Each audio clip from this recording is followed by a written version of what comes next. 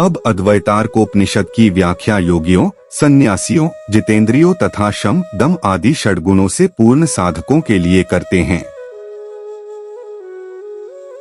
वह नेत्रों को बंद अथवा अधखुले रखकर अंत दृष्टि से भ्रिकुटी के ऊर्ध्व स्थल में मैं चित स्वरूप हूँ, इस प्रकार का भाव चिंतन करते हुए सच्चिदानंद के तेज से युक्त कूटरूप निश्चल ब्रह्मा का दर्शन करता हुआ ब्रह्ममय ही हो जाता है।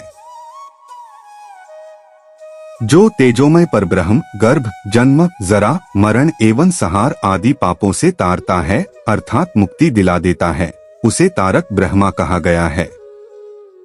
जीव एवं ईश्वर को मायिक माया से आवृत जानते हुए अन्य सभी को नेति नेति कहते हुए छोड़कर जो कुछ शेष बचा रहता है, वही अद्वय ब्रह्मा कहा गया है। उस तेजोमय परब्रह्म की सिद्धि के लिए 3 लक्ष्यों का अनुसंधान ही करणीय कर्तव्य है। उस योगी के शरीर के बीच में सुषुम्ना नामक ब्रह्मनाड़ी पूर्ण चंद्रमा की भांति प्रकाशयुक्त है। वह मूलाधार से शुरू होकर ब्रह्मरंध्र तक विद्यमान है। इस नाड़ी के बीच में कोटि कोटि विद्युत के सदृश तेजोमयी मृणाल सूत्र की तरह सूक्ष्म कुंडलिनी शक्ति प्रख्यात है। उस शक्ति का मन के द्वारा दर्शन करने मात्र से मनुष्य समस्त पापों से मुक्त होकर मोक्ष प्राप्ति का अधिकारी बन जाता है। मस्तिष्क के ऊपर विशेष मंडल में निरंतर विद्यमान तेज प्रकाश को तारक ब्रह्म के योग से जो देखता है, वह सिद्ध हो जाता है। दोनों कानों के छिद्रों को तर्जनी अंगुलियों के अग्रभाग से बंद कर लेने पर फूटकार सर्प के फुफकार की तरह का शब्द सुनाई पड़ता है। उसमें मन को केंद्रित करके नेत्रों के मध्य नीली ज्योति को आंतरिक दृष्टि से देखने पर अत्यधिक आनंदानुभूति होती है। ऐसा ही दर्शन हृदय में भी किया जाता है। इस प्रकार के अंतर्लक्ष्य अंतःकरण में देखे जाने योग्य लक्षणों का अभ्यास मुमुक्षु मोक्ष की अभिलाषा रखने वाले साधक को करना चाहिए। अब बाह्य लक्ष्य के लक्षणों का वर्णन करते हैं। नासिका के अग्रभाग से क्रमश 4, 6, 8, 10 या 12 अंगुल की दूरी पर नील एवं श्याम रंग जैसा रक्ताभ वर्ण का आकाश जो पीत शुक्ल वर्ण से युक्त होता है, उस आकाश तत्व को जो निरंतर देखता रहता है, वही वास्तव में सच्चा योगी कहलाता है। उस चलायमान दृष्टि से आकाश रिक्त स्थान में देखने पर वे ज्योति किरणें स्पष्टतया दृष्टिगोचर होती हैं। उन दिव्य किरणों को देखने वाला ही योगी होता है। जब दोनों चक्षुओं के कोने में तप्त सुवर्ण की भांति ज्योति मयूख किरण का दर्शन होता है, तो फिर उसकी दृष्टि एकाग्र हो जाती है। मस्तिष्क के ऊर्ध्व में लगभग 12 अंगुल की दूरी पर ज्योति का दर्शन करने वाला योगी अमृतत्व को प्राप्त कर लेता है। जो मनुष्य चाहे जिस स्थल पर स्थित सिर के ऊर्ध्व में आकाश ज्योति का दर्शन करता है, वही पूर्ण योगी कहलाता है। इसके अनंतर अब मध्य लक्ष्य के लक्षण का वर्णन करते हैं।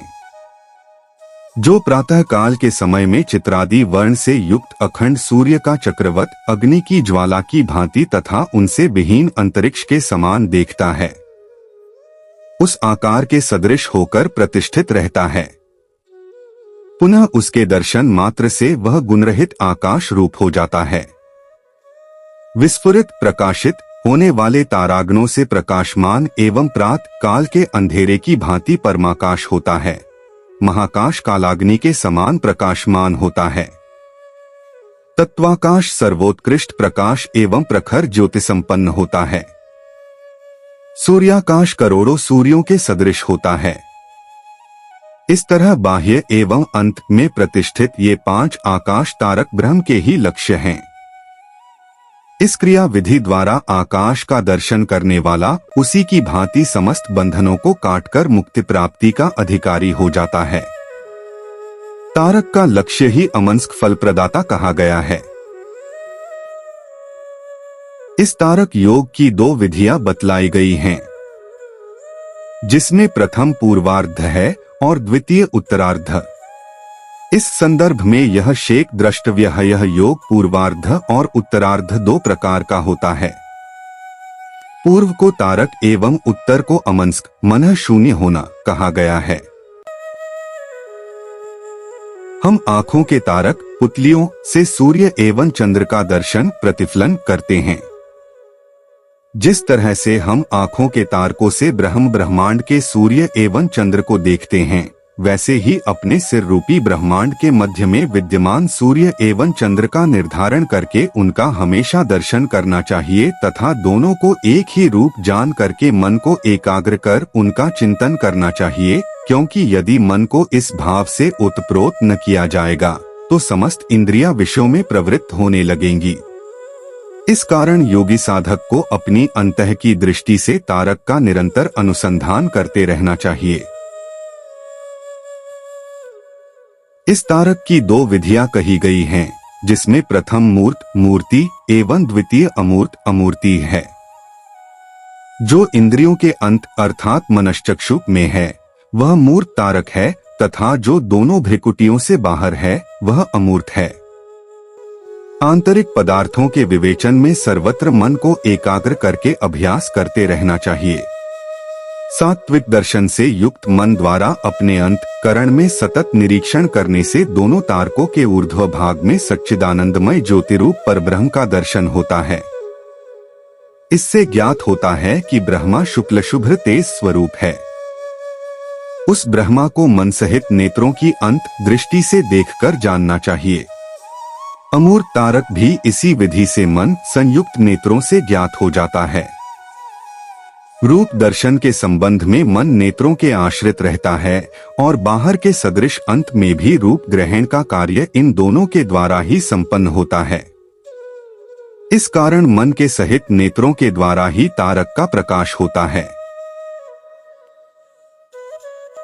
जो मनुष्य अपनी आंतरिक दृष्टि के द्वारा दोनों भ्रिकुटियों के स्थल से थोड़ा सा ऊपरी भाग में स्थित तेजोमय प्रकाश का दर्शन करता है, वही तारक योगी होता है। उसके साथ मन के द्वारा तारक की सुसंयोजना करते हुए प्रयत्न पूर्वक दोनों भौहों को कुछ थोड़ा सा ऊंचाई पर स्थिर करे। यही तारक का पूर्वार्ध योग कहलाता है। द्वितीय उत्तरार्ध भाग को अमूर्त कहा गया है। तालुमूल के ऊर्ध्व भाग में महान ज्योति किरण मंडल स्थित है। उसी का ध्यान योगियों का ध्येय लक्ष्य होता है। उसी से अणिमा आदि सिद्धियां प्राप्त होती हैं। योगी साधक की अंतः एवं बाह्य लक्ष्य को देखने की सामर्थ्य वाली दृष्टि जब स्थिर हो जाती है, तब वह स्थिति ही शांभवी मुद्रा कहलाती है। इस मुद्रा से ओतप्रोत ज्ञानी पुरुष का निवास स्थल अत्यंत पवित्र माना जाता है तथा सभी लोग उसकी दृष्टि मात्र से पवित्र हो जाते हैं। जो भी इस परम योगी की पूजा करता है, वह उसको प्राप्त करते हुए मुक्ति का अधिकारी हो जाता है।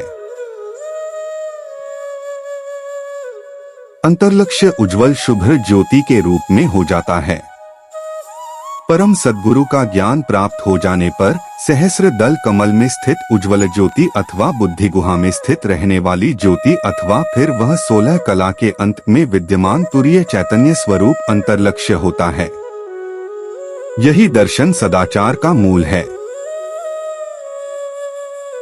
वेद ज्ञान से संपन्न आचार्य, श्रेष्ठ आचरण वाला, विष्णु भक्त, मत्सर आदि विकारों से रहित, योग का ज्ञाता, योग के प्रति निष्ठा रखने वाला, योगात्मा, पवित्रता युक्त, गुरु भक्त, परमात्मा की प्राप्ति में विशेष रूप से संलग्न रहने वाला, इन उपर्युक्त लक्षणों से संपन्न पुरुष ही गुरु रूप में अभिहित किया जाता है। गु अक्षर का अर्थ है अंधकार एवं रु अक्षर का अर्थ है अंधकार को रोकने में समर्थ। अंधकार अज्ञान को दूर करने वाला ही गुरु कहलाता है। गुरु ही परम ब्रह्मा परमात्मा है, गुरु ही परम श्रेष्ठ गति है, गुरु ही पराविद्या है और गुरु ही परायण उत्तम आश्रय है। गुरु ही पराकाष्ठा है, गुरु ही परम श्रेष्ठ धन है। जो श्रेष्ठ उपदेश करता है वही गुरु से गुरुतर अर्थात श्रेष्ठ से श्रेष्ठतम गुरु है, ऐसा जानना चाहिए। जो मनुष्य एक बार गुरु या इस उपनिषद का उच्चारण पाठ करता है, उसकी संसार सागर से निवृत्ति हो जाती है। समस्त जन्मों के पाप तत्क्षण ही विनष्ट हो जाते हैं।